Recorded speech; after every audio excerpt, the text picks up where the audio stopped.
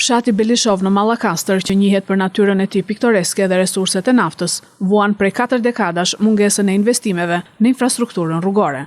Segmenti prej gati 2 kilometrash që lidh disa fshatra është i amortizuar pothuajse në të gjithë gjatësinë e tij, duke u kthyer në makthin më të madh të përditshmërisë së banorëve. Rruga është për mos u kaluar me. Vemi në oficinë, vim lart makina nëse riparon soti, nesër do të tjera vegla. Se bëhen copa makinat. Është skandaloze. Erdhi djali nga Gjermania, e pruri makinën të saktë dhe e rregulloi me 6 milion lek. Çdo të thotë, për një javë të shpenzosh 6 milion lek për makinë, pse se nuk është rruga. Me thënë të drejtën, rrugët janë trok fare.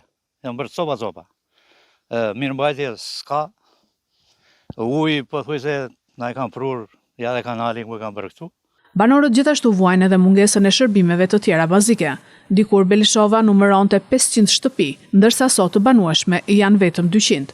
Ne këtu kemi qenë 140 familje. Dhe sot të tilla, ato shtëpi janë, ata kryefamiljar janë, por nuk ka të rinj, ke parasysh, kanë ikur komplet. Ja, shumë moti, nuk kam 3 dimë, s'kam asnjë këtu. Kishte një shkollë me 500 nxënës. 450-500 nxënës, kishte Belishova. 2000 familja me a, 2000 banor, jo familje. Po tani? Tani s'ka, kanë ngjerë një 50-60 familje, një 10-15 anëteja, një 20 teja.